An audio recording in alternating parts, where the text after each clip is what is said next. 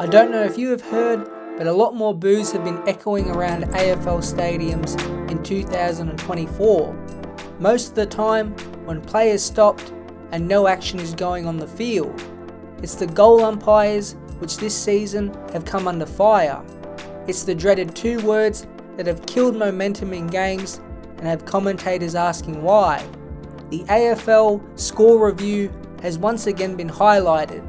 The system, technology and process is driving some fans mad and clearly putting goal umpires under so much pressure that they are reviewing seemingly everything.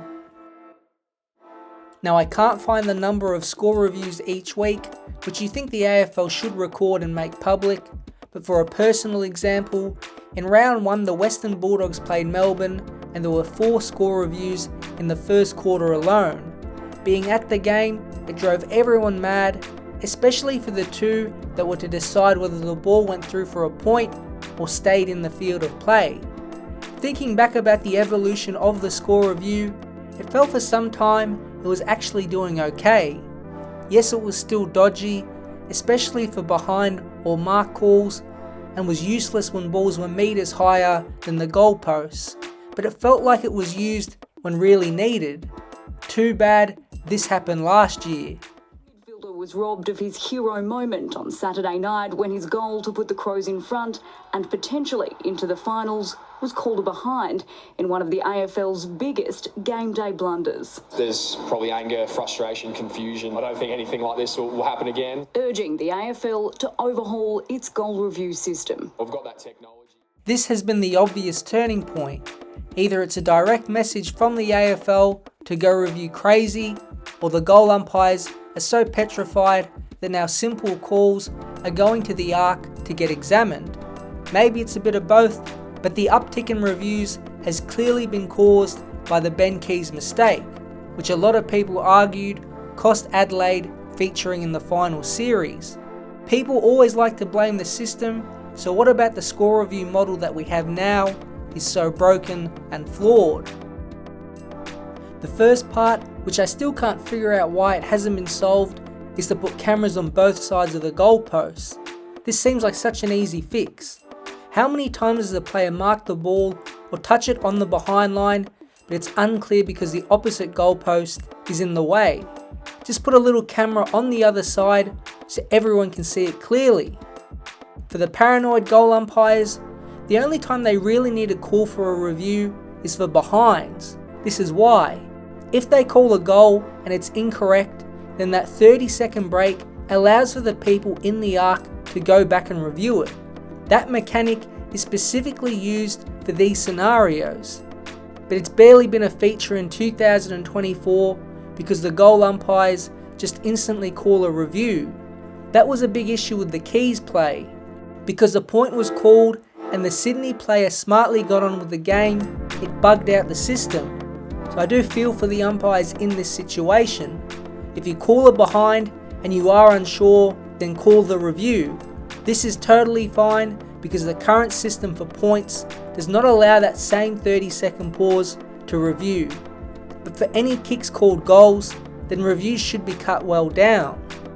And the final issue, which is nitpicking a bit, is with the cameras themselves. For as much money as the AFL reins in every season, can we upgrade them a little? The footage for 2024 standards is blurry and pixelated. It just feels like something that would be a feature in an amateur competition, not the highest level of Australian rules football.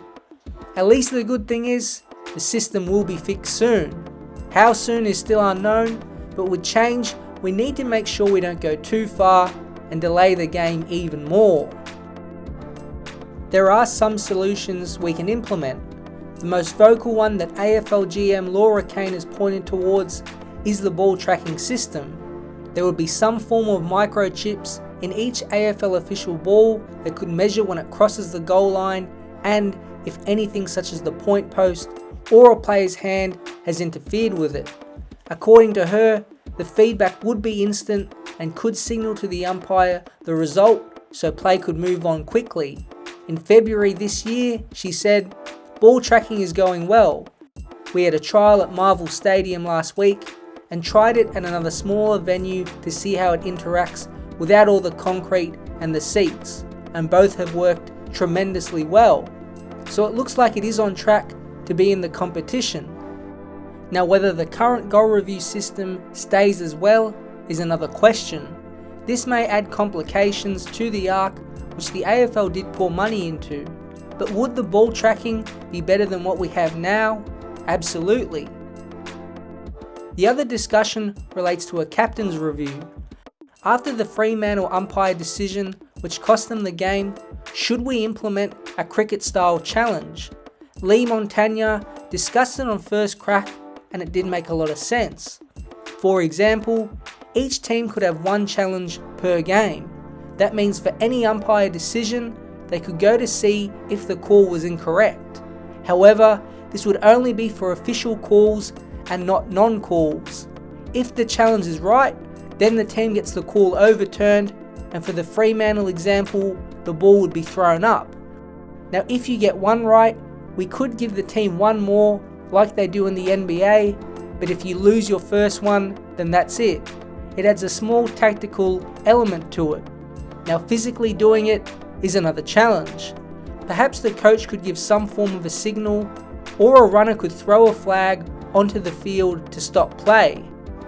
AFL fans might not like it as it's another pause in proceedings, but surely it's worth a crack in the pre-season games to trial it out. After all, it could have saved Fremantle a valuable 4 points. However, the AFL did come out on Monday and put a line through a captain's challenge coming anytime soon. It's a strange call for a league that recently has changed the game quite a lot, introducing the 666 and getting rid of third man up, all for the betterment of the product. Maybe it's just me, but wouldn't a captain's challenge add even more intensity and excitement to a close game? The AFL wants to be box office, and this would do that. But hopefully we don't go too far. If we have a review for every boundary throw-in or 50-50 call, it might take away the flow from the sport. AFL is unique in that play is pretty much continuous and tests every player's endurance levels. We also don't want for continuous plays to happen from one end of the ground to another, and then all of a sudden the ball is called back because it went over the line. This is often seen in the EPL and other soccer leagues with VAR. It will kill excitement and make the game feel a bit more robotic. There is a fine line here between getting correct calls but not putting a hamper on the motion of the game. Right now we can do better, and it seems the league is ready to evolve the score review system.